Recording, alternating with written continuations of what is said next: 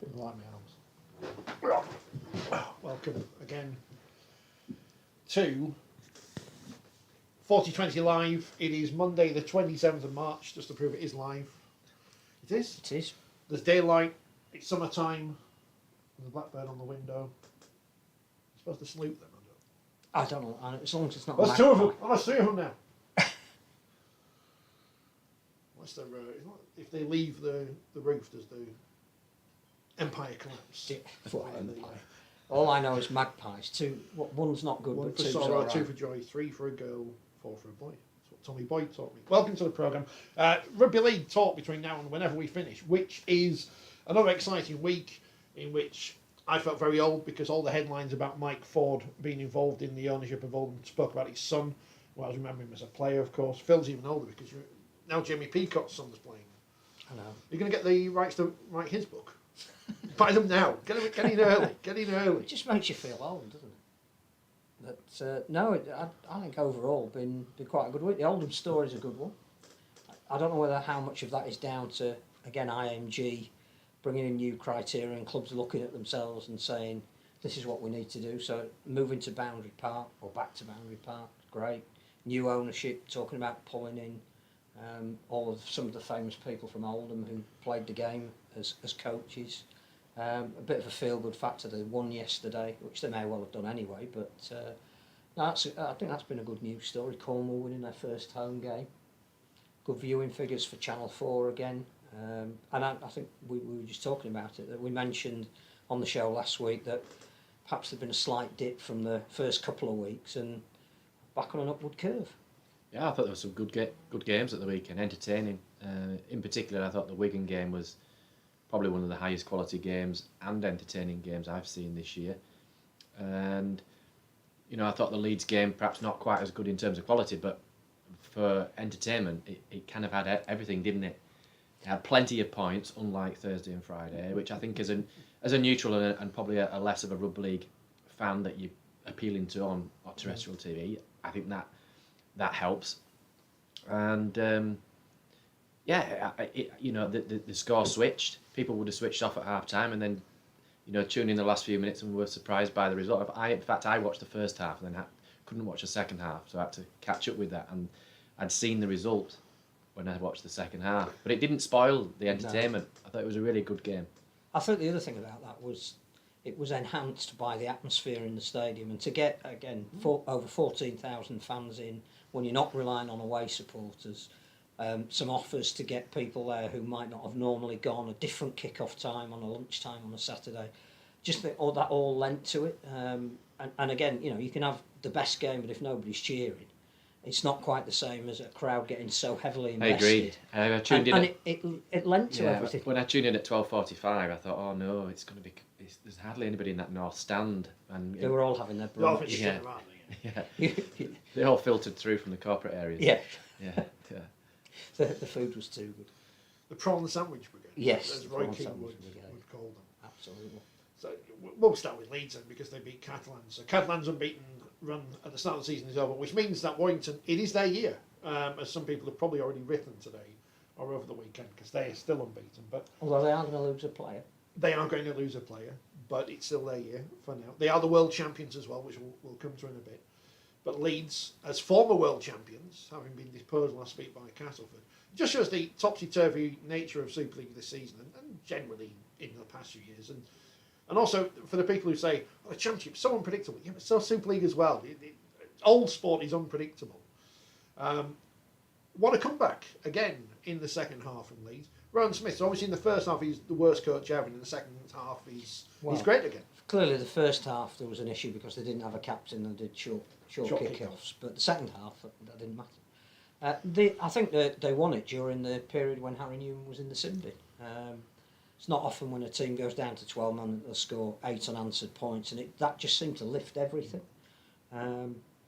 Again, just some key performers. Blake Austin's individual performance was as good as I've seen in a Leeds shirt. But then you look at the stats afterwards, and he was involved in absolutely everything. 5 of the tries, but also hell of a lot of running meters, which was great. Jared O'Connor, really impressive. A week that's gone by saying there's extra pressure on you because Cruz Lehman's going to be leaving. Corey Johnson makes a start, had a very good 15 minutes as well. But it was a little bit about Harry Newman, I think. You know, we've got an England team being picked in the next couple of weeks for the international against France. You know, he's trying his hardest to make up for not having been in the World Cup team. Scores 2 tries. The second one was a fantastic breakout effort at the end, but also managed to get sin-binned as well with a little bit of attitude. I don't really mind that. I think the best players have always got something about them, but is it a fine line between abusing a referee and being caught up in the moment and over enthusiastic and passionate about what you're saying? I think it probably comes with maturity as a player, doesn't it? He's still young, he's still relatively inexperienced. I think he'll probably learn there's a way in which he can express his frustrations that doesn't lead him to being put in the sin bin. I believe he'd added a go in the first half. I don't think that was the first time that had happened in the game, and I suspect that's probably why Liam Moore's patience ran a little bit thin at that stage. Albeit, having said that, I think he had Harry Newman had a point that for me the first offence was caused by Catalan by putting him in the ruck, and actually I think if Liam had his time again, he may have waved play on because the first offence was by Catalan. They'd got to play the ball away. Yes, it had hit Newman, but if Catalan could pick the ball up and play on, then I think that might have avoided it. That said, that doesn't excuse Harry's reaction, and Liam, particularly with what may have gone on in the first half, obviously felt that that was the opportunity to put him in the sin bin. And as much as anything, because we clearly we don't know what was said, do we? But you can visually see his response, and that he's as bad in some ways from a referee's perspective, because that's visually undermining your authority.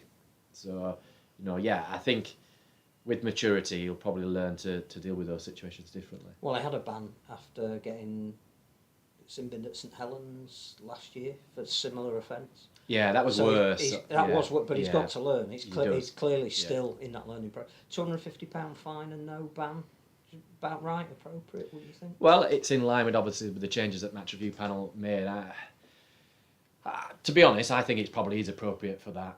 In terms of what we've seen of dissent, it wasn't one of the worst examples, and it wasn't anywhere near what we saw last year, where he was protesting with, I think it was Tom Grant who refereed, wasn't he? He was referring something to the video referee, and that was dreadful. That was sort of looked a little bit like football. So yeah, it wasn't as bad as that. And the way that Match Review panel have gone, no game and a fine, it lays down a marker, doesn't it? I was going to mention football because obviously, would you ever want to referee in the Premier League? Because they just seem to be completely out of control players. And I'm not turning this into all footballers are evil and all rugby players are saints, because we know they aren't. But it does seem that the sport, not just the referees, but the FA, the Premier League, they don't want to give out bans to players for even pushing referees, as we've seen in recent weeks, which is just beyond daft. Yeah, I don't know what that player got, if that's been sanctioned yet. I don't think he's been. No, I don't. But that was terrible. I mean, I don't know where you start with football. It's such a huge issue, but ultimately the governing bodies of that sport have to come together and agree that proper sanctions are going to be given. And finding a player in the Premier League £250 clearly is not the answer, is it? £250,000 maybe, but not £250. But for me, in the Premier League, it has to be about putting players on up in the stand. But what you then have is what we've had in Super League probably last year, where expensive players are being paid to sit in the stand.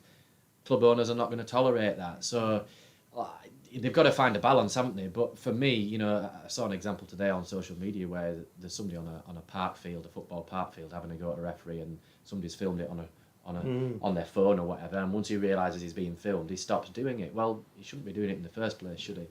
No. And whether football need to go down the route of cameras like Rugby League have done in the National Conference League and the community game, Rugby League's been really proactive in that, in rolling out this season lots of sort of referee cameras. Now, clearly, you're not going to do that in the Premier League, but at community level in football, I think that could be the way to go. There's a great documentary where the former RFL president, Mr. Tony Adams, is having great discussions with David Ellery in the past. It's worth seeking out. But that's an important one because that was a test, I think, or it was a one-off game, wasn't it, where they put a microphone on the referee. Now, the referees have microphones on them in the Premier League, but it's not broadcast. And I think if you did broadcast it, then that might be the reason for the FA to then step in and take action, because you can't have that going out. What What about a sin bin, though? Does football need to introduce a sin bin? Because, again, if you were to lose a player for 10 minutes, that might have in a game where you could only have one goal that decides it, that could be quite significant. And maybe that might be the answer, because you're not putting somebody in the back of the stand for a number of weeks, are you? But you're removing a player for a period of time. So yeah, that should be something they should look at. So viewing figures for Channel 4, we believe, were 400,000 for that game, which again, International Football Weekend, you're probably going to pick up some neutrals. And I think that's what came over, that if this is your first time watching the sport, there was enough there that you'd come back and watch it again.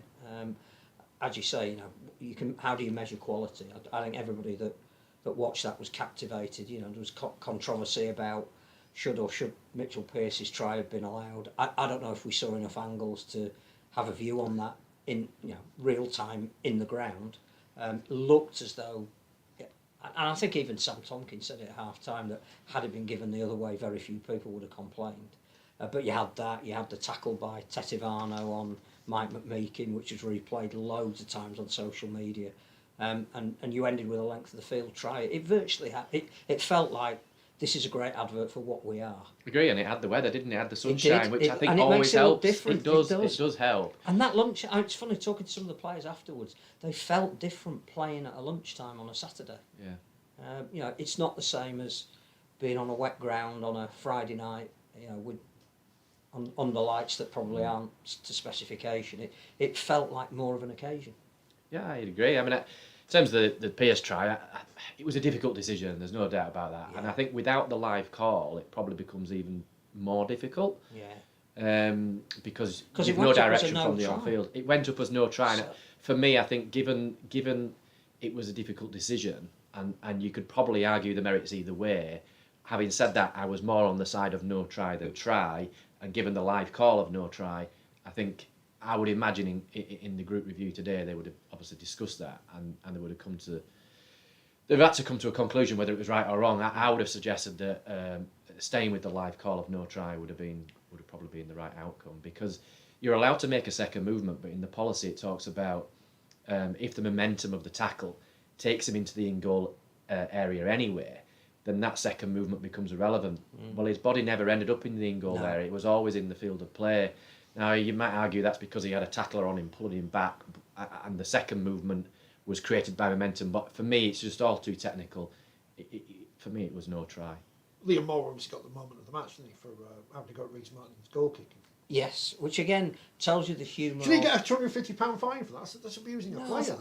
It's brilliant, because again it shows that we do have that level of humour and humanity between the match officials and the players. And again, Reece Martin's reaction when he kicked a goal, having missed 5 on the trot, which I don't think he's ever done in his career before. I mean, he kicked 700 in a row. It was brilliant. And again, I think there are some coaches that might have had a word with Harry Newman about his try celebrations, because there's always a chance you're going to drop the ball and make yourself look foolish. But in the context of that game and that time and the crowd, it all seemed to be part of that entertainment principle. Yeah. So I mean, I saw somebody's tweet about that comment that Liam had made to Reece, and that's somebody that just doesn't understand refereeing, doesn't understand game management. That's just a light-hearted remark.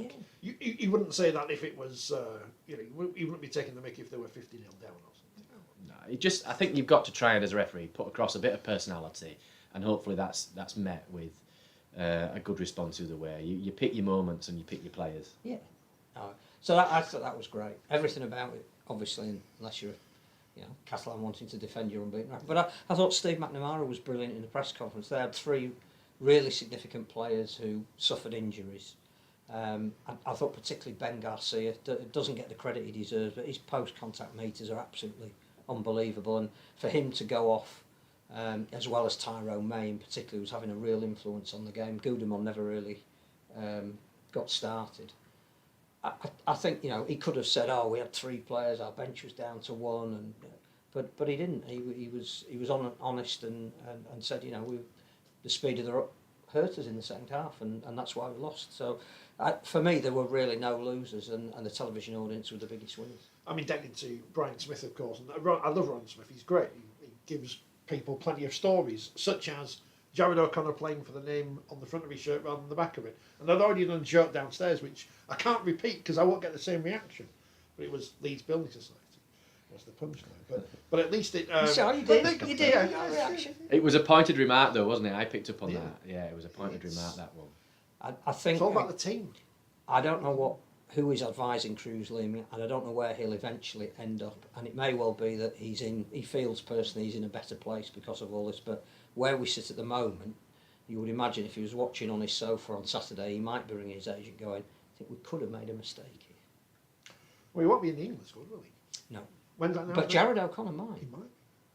Following in his. Was he still play for England? Played for Ireland as well. I'm going to say. Played for Great Britain. Everyone plays for everyone, don't they? Yeah. Everyone plays for everyone. But no, I think the way he's reinvented himself and the 65 minutes that he played, another excellent performance. Wasn't it heartwarming to see the classically trained dancer celebrating their team's victory in front of the Celta stand and Danica Prima as well. Thank you very much indeed. We'll see you next week, won't we? We're going to be live in Leeds next week. I say live. I mean, we're in Leeds now, but you know, it's a different part of Leeds. We'll tell you more about that later. Leeds win, so that's exciting. 14,321. It looked great on the telly. They're doing stuff for the game, the double header in a couple of weeks as well. So again, hopefully that's another big crowd. Although it's on Sky, so it's not as important. But again, hopefully the same thing happens on Saturday. Warrington versus Hull, big crowd at the Halliwell Jones for a game on TV, because that is the biggest window we've got. The games on Channel 4, the games on the BBC, to the people out in the real world. Tony's asked if we have any idea what the Sky viewing figures are. No. Because they've hidden it on the Barb website, you can't find out for free anymore. So we do know that a decent figure for a Sky game on any Friday night is around about 200,000. So roughly, the Channel 4 figure was double that. And we got a mention on the Italy-England game. That's also more on important Thursday as well. A bit at the bottom saying Super League's coming on, so cross promotion. So I didn't hear what they said because I was working at the time, but I saw it on the bottom of the screen, so that's the important thing. Let's go back to Thursday then, when the weekend started with Huddersfield versus St Helens. Didn't seem the most exciting of games in terms of the scoreline, but I'm sure it was probably more exciting than they're making it out to be. 14 points to 12. Saints won it in the first half. Ashton Golding's really good. I like him, and he's on the Super League show tonight. Saints are grinding wins out, which is exactly what champion teams do when they're not quite flying on all cylinders. That's not Have you mixed the metaphor? firing on all Flying on the firing on all wings. That's what they're not doing at the minute. I'd have to say that I thought that was a really enjoyable game, a very intense game, defence orientated clearly. But for this stage of the season, if that had been an NRL game, we'd have all been marvelling about how good the defence was, how disciplined Saints were. The interesting comments afterwards were made by some of the television pundits as to, were Saints cheating for manipulating the ruck to their advantage, deliberately giving away some set restarts on the first tackle, meaning they were defending 7, or they were prepared to defend a second set or possibly even a third because they believe in their defence. Is that pushing the rule to the limit? But isn't that what teams do if they're good enough to? Yeah, they do. I mean, they weren't the only team last year that we picked up on that as a group, that teams were willing to concede set restarts early in tackle counts, particularly in yardage, and that's not always an easy trend to identify as a referee as the game goes along across 80 minutes. What tackle and what area of the field they're giving away. There's so many things to remember, by the way. So it might seem on the face of it quite easy to recognise when you sat in the stand, but running around a field with your heart rate going as well, and lots of other decisions part of playing its part. That's not always easy, but clearly the NRL made changes, didn't they, the other year, and it's perhaps surprising that the RFL didn't follow, because we usually do, in giving penalties for ruck interference, 0 to 40 metres basically. Which again goes back to the Catalan try when Rhys Martin gets given the set restart and then he's driven back. Yeah. It's his fault that he releases the ball, but Leeds have actually been penalised for being given a set restart. Yeah, I think that's strong, and I saw some other tweets on that. I think that's strong because ultimately, if it was a penalty, Leeds would have had the opportunity to kick and get out of that. I understand that, but they don't under the current situation. No. Under the current situation, he didn't have to force the pass. The attacker should have gone to ground and surrendered. So there are ways around it. But I do take the point that actually, in old money, he would have had a penalty and they'd have kicked their way out of it. For me, I think it has to change. I think we have to go that way. It's another added level of complication for a referee. Absolutely. Because you've got to then recognise whereabouts are you on the field. Is it a 20-40 kick? Is it a 40-20 kick? Am I inside the 40 in terms of am I giving a penalty or am I giving a set restart? So, again, it's another change for referees, but I think that has to be the way the game goes, to be honest, because the only measure the referee has against teams repeatedly infringing early in tackle counts or in yardage is to put somebody in the sin bin, and that will be being discussed, and they will consider that. But to do it on the back of one decision, you're never going to do that. So that's what Leeds would have benefited from in that situation, having a penalty to be able to kick themselves out of that position there. And in a narrow game, Huddersfield might have won that game with a couple of penalties rather than. But I would still maintain the set restart for me has its place and it has its merit because it keeps the game flowing.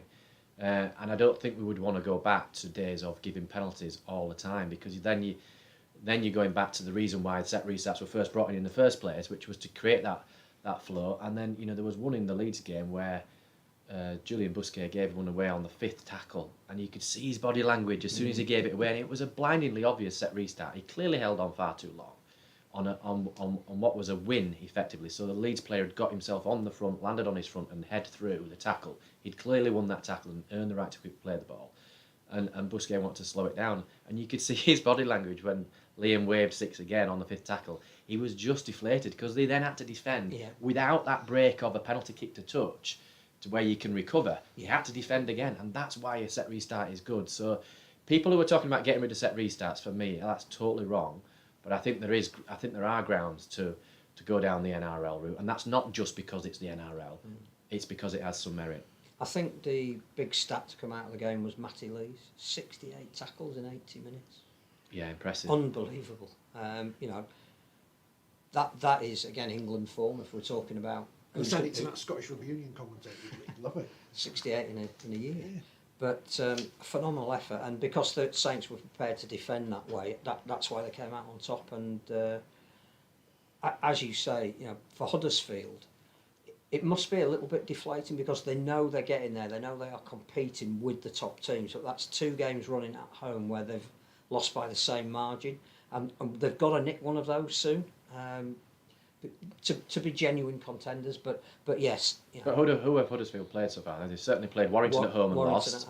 They played St Helens at home and lost. Wigan at home and lost. So if you're looking at the teams that are regularly, exception of Warrington last year, but are regularly up there towards the top end of the table, then you'd have to say that they've played some of the better sides. But they need to knock one off. They do.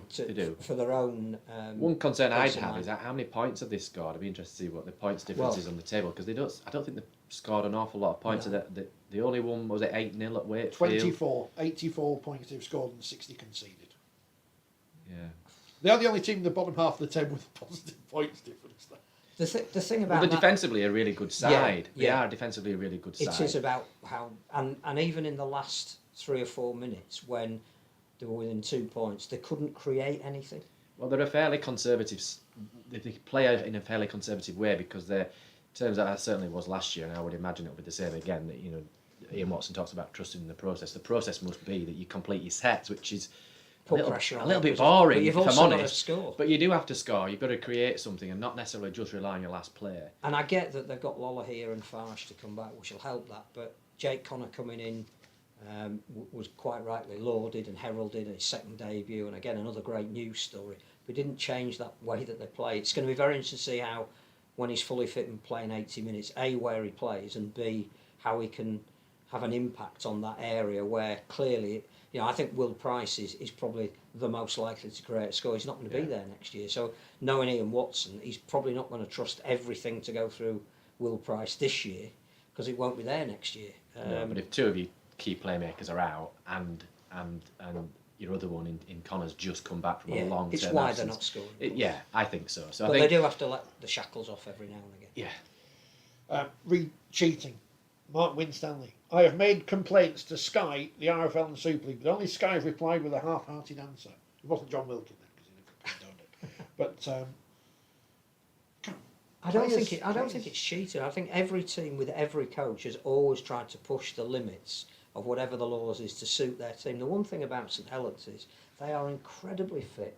They're ridiculously disciplined in terms of how they play with each other. It might not be disciplined in terms of how many penalties they give away.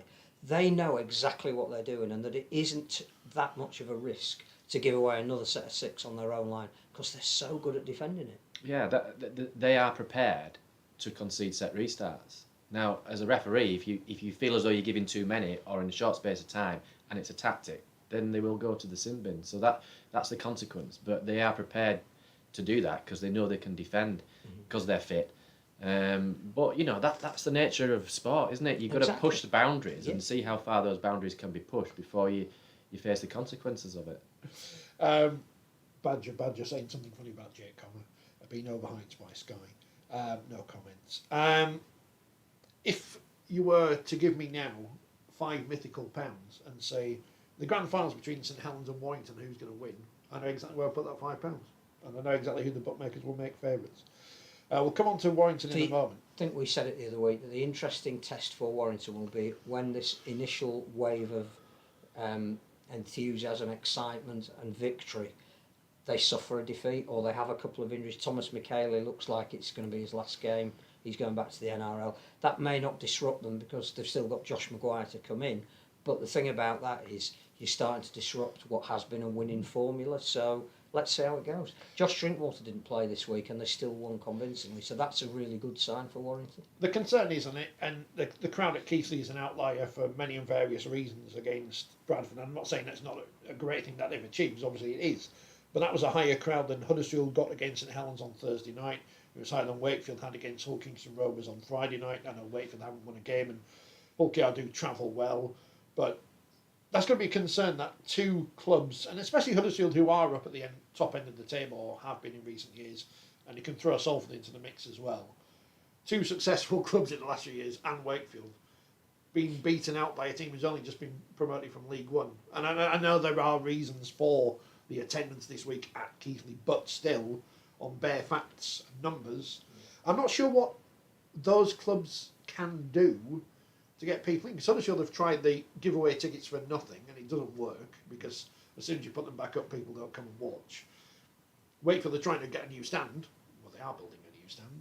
And I'm not sure what Salford can do, because they have been up there in the last few years. It's how do we get people to come and watch rugby league who aren't watching at the minutes? Well, Keith's attendance was on the back of being on 4020 Live. Oh, God, absolutely. So all Huddersfield and Wakefield need to do is ring up and come on, that's all.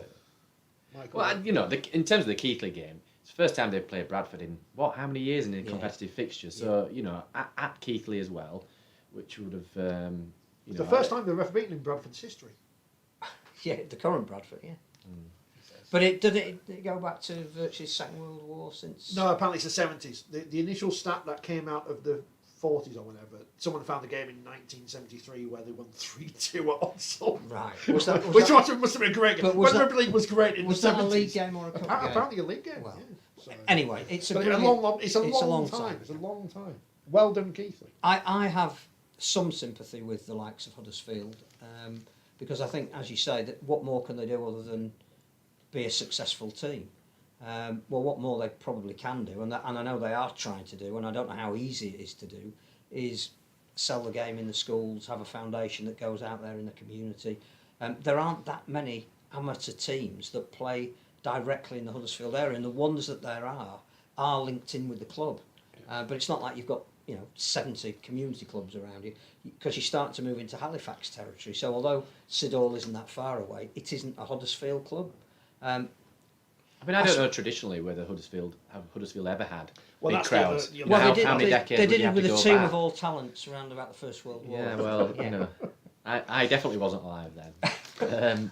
But yeah, this is what I'm trying to get to. Is that Yeah. Salford have always, I think, traditionally had crowds that have been lower than other clubs. I think I was listening to somebody the other day, and they were sort of saying even when in their heyday at the Willows with the Willows Variety Club and that in the full 9,000 on a Friday night was was massive. And it was a Thursday night in Huddersfield, which is not going to be an easy night on a school night to get school kids with England playing. Yeah, but I think it goes back to what we were talking about last week in that there's got to be more than just the 80 minutes. There has to be a package to attract somebody to go to, and I think at Hull KR that's what you see with the Craven Street there. There's something to go to in advance of the game, something to eat, something to drink, and actually to stay to after the game. And I think that's what Keithy would say as well. That's what they try to do is build more around the game than just the 80 minutes itself. If you haven't watched what Brian Bevan said spin-off series Tackle Bags, where Dennis goes to all these grounds around the country. He's been to Cornwall.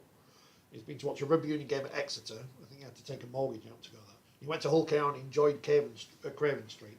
I think it was at Castle. I'm looking forward to the Cass episode coming up. So just have a watch. See what other clubs are doing. Cornwall, of course, the fans were all those cardboard cutouts that Eric Perez has had shipped over from Toronto, as we discovered last week. But clubs like Salford and Wakefield and Huddersfield will be sharing ideas with other Super League clubs and other successful clubs and other sports if they've got something about them. It's about having the resource, allocating something to... But Huddersfield aren't short of resource. They've got Ken Davey there to support that. But you can't just make your season ticket cheap and expect people to come. That is one factor. But I mean, somebody was talking today to me about a women's football game in Wrexham, I think it was. Oh, they had 9,000 people. Over 9,000 people. Yeah, appreciate they were selling tickets for £1, and it was I think they were winning a trophy or something. But I was astounded when they said that. I mean, that's as many as I think Wrexham Football Club now get. It's a feel-good factor around what's happening in Wrexham, and it's tapping into that. But I do think as well that the crowd on Saturday felt young. So again, helps that it's a Saturday lunchtime. There's no school. You can take your kids. But I think if you incentivise around the next generation, that's possibly what Huddersfield and Wakefield and maybe Salford haven't quite conquered yet. I don't know how you do it. It's easy to sit and Wakefield have often had junior players at half time on pre-game and things like that. I think that has its place. I don't know if Huddersfield do that. Leeds certainly do that. And you get the parents going along, you get the children going along, and they want to go again after they've had that experience. I think Huddersfield do need to be more expansive. Yeah. As indeed, it won't come as a shock to Ian Watson if he is tuning in. I think he probably does know. Well, what's his name used to, doesn't he? The old coach, Simon. What's he called? Before Ian Watson. Rick Stone. No, after Rick Stone. After Rick Stone. Sorry, Simon, if you're still watching. Aussie fella. Yes. Him. Someone will tell me. I don't know the coach's names these days, let alone anyone else. Anyway, Mark says Phil Clark has brought the game into disrepute. Well, his cheeky remarks should be reprimanded for it. Oh, sorry. He should make a full apology on Sky. Badger says we'd have Phil Clark apologising every day if he had to apologise for bringing the game into disrepute. The thing is, that's what pundits are there to do, isn't it? Apologise for what? I missed that comment. What was his comment? Saying Saints were cheating. Simon Wolford. Thanks, Badger. Thank you. The crowds at Wigan don't look good too. Maybe that's because they're from Wigan, says Carsten. Hi, Carsten. How's Switzerland today? Huddersfield need to promote better. They've only just come back on YouTube, says Tony. And he also says Lee's rebrand is working. Could get over 9,000 on Thursday night. Looking forward to this one. I think I'm at work for it, but I'm not. I'm at Fair. Lee bouncing off the win at Hull, who are I know I've jumped over Friday. We'll come back to Friday in a minute. But you mentioned Lee. 24-16 winners at Hull. You can't stop this leopard bounce at the minute. Where are they now on the table? Far away from the bottom. They've won 3 of their 6 games. I think if you just said after 6 rounds, and we've said it before, that ideally a league table probably shouldn't come out until after about 5 or 6 rounds as you're running up to Easter, because it gives you a chance to have a more reasoned overview of how teams are playing. If you'd have said that after 6 games Lee would have won half of them, and that there were other teams below them that now, even if they lose to them home and away, they're still not going to get above Lee, that is an astonishing start to the season. But including St Helens at home. And And Hull Hull away away. is never an easy game. So, Well, especially after Hull played so well against St Helens the week before. yeah. No, clearly there's something about this Leigh team, and it's very experienced, and yes, at the moment it's not really suffering from injuries, and it will test the depth of the squad when they do. But they came up with a sense of purpose, and for all of the stuff that we might shudder when we hear Derek Beaumont doing it, it's buy-in, isn't it? It's going back to what we've said about a feel-good factor around Wrexham. There's one around Leigh. I think it's great. However he's done it. I think it's exactly what the sport needs, though. It needs people to talk about it. Yeah, okay, I know there was criticism as to whether he was talking to just rugby league people or not people outside the sport, but people are talking about it, and it's clearly working, because whether that's unified them as a set of players against other teams or other clubs, I'm not sure, or the response externally to the colours that they're now wearing, or the patterns that they're now wearing on the shirts, but the fans must have bought into it, and with good performances and wins, it only serves to reinforce it. It goes back to what you were saying about making it an occasion. People now want to go and see a game at Leigh because people are waiting to know which band is on next. I mean, I don't know the band. Was it this week? Is the lottery winners? Lottery winners. That's it. Yeah. But again, the thing was, I said after round one, it's not about round one, it's about 2, 3, 4, and they're doing it. They are doing something every week, so and you they've can't got a criticise hugely marketable game this week against their rivals in the borough. The Battle of the Borough. And if that game had come on in week 7 and Leigh were 0-6 and Wigan were 6-6, it wouldn't have had all of that riding on it. They've got almost a perfect storm. They're playing really well. They can knock their big brother off. There's pre-match entertainment, there's the feel-good factor. Why wouldn't you want to go if you were in the area? I think that probably could be the game of the weekend. Yeah, potentially. And I think my understanding is that Leigh started their women's team this weekend. Yeah.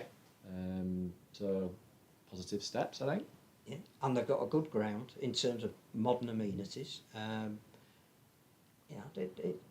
I think it is exactly what the sport is. It really doesn't help Wakefield or, in some respects, Castleford, but it's a great story. And that win at Hull is really big.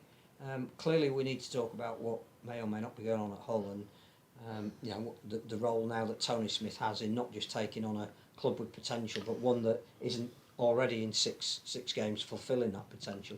But that's a big win. Hull were humiliated. Then went to St Helens and got some of their self-respect back. They then go home where they've got to put in a performance to reinvigorate those home fans that were so disappointed by that Salford game.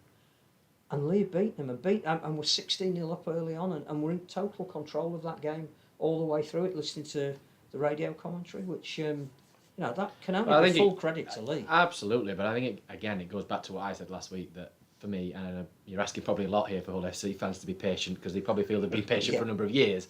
But when you bring in a new coach, you can't expect him to work wonders overnight. And I think he probably realises he's got a job on his hands, hasn't he? He's got a squad, as we talked about last week, where the majority of the squad, their contracts are up at the end of the year, and it'll be probably no surprise that squad the makeup of that squad will change significantly next year.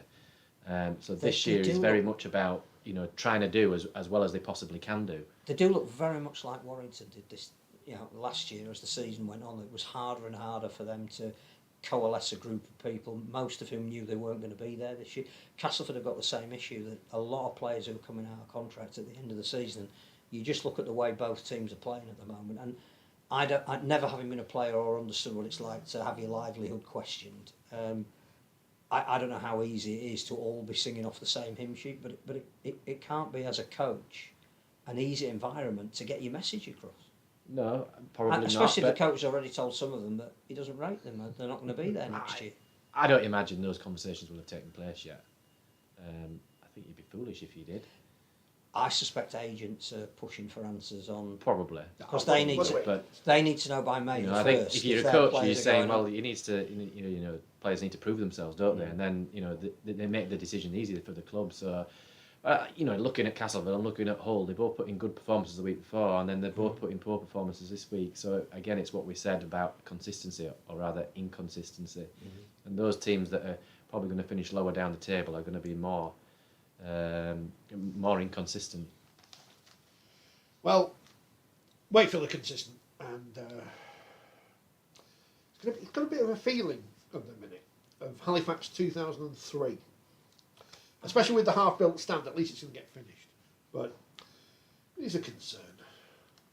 But Hull KR are good. I think the concern is that was again on paper a winnable game for Wakefield before it kicked off. You got Hull KR who were out, started to go a little bit out of form. They'd lost 3 on the trot, and they'd come back from the south of France. You would have thought that if Wakefield were going to put on their first win, that would be an ideal opportunity to do it. And again, I'm not sure because I didn't see the game, but I never felt with what was coming through and trying to follow it as it unfolded that they were in control of it. They looked like they were going to win it. And again, it's a margin of defeat that hints at something more than it's just the quality of the opposition that they've played. Maybe that's harsh on Hull KR, and they were exceptionally good. But 2 loanees already in. That's a the fullback worry. only playing his second game, so obviously you've got players in positions they're not used to playing in at the Super League level. And loanees who were coming in from the academy of other Super Yeah. League teams. So And you've got a change in coaches again, haven't you? You've got a new assistant coach that's new into the club. I mean, clearly, the head coach is not new to them, but he'll be putting his own stamp on that squad because that ultimately is why they made the coaching change at the end of last year. So things will have changed behind the scenes, and it's how your players adjust to that as well, isn't it? But that Wakefield Castleford game sounds like it. I mean, It could be a well. Lee May not be Wiggett talking this about quality of games. That might not be the best quality game. Sky going to change but- it because there might be some rain in Castleford. Well, I remember refereeing a game remember refereeing at Easter, the Wakefield Castleford game a few years ago, and it was freezing and it was pouring with rain. I think it was the game where I think Darryl Powell was looking out of the UPVC window to see the action because he couldn't see because of the rain on the window. But that was a good game. I think we ended up with a 2-point or a 1-point margin or something like that. So people have got to look forward to that at Easter in a couple of weeks. Sometimes the games you expect to be rubbish turn out to be great, and sometimes they also turn out to be rubbish as well. So the final game we have, we've 2 games in Super League. Sorry, on the telly, Wigan beating Salford. Come to Castle. your game of the week. I thought it was a tremendous game. Yeah, it really was. The test for me is if I'm watching a game and I'm hooked by it, that's a good game because as a referee you see so much rugby and you overanalyze things, which takes out the fun of often what you're watching because you end up sort of refereeing the game from the sofa. But for me, I thought it was tremendous. We had how many one-on-one ball steals? Yeah. We had outrageous dummies and wonderful tries. I think was it Jyfield that jumped from like a leaping salmon from the field to knock a ball back in play, which was tremendous. I thought it was a great entertainment. It didn't have the points that Saturday's game had, but I thought the quality was there, and you just see the sort of brilliance of individual players like French and the field. Was tremendous. Wigan's tactical change as well, just as Salford was starting to wane, putting Field up into the line, bringing French into fullback, and again, taking Cust off, and the coach not being apologetic for it, but just saying, it wasn't his night. That to me that was another measure of Matty Peate's development as a coach and why he has been so good for this Wigan team. Patience again. All coaches want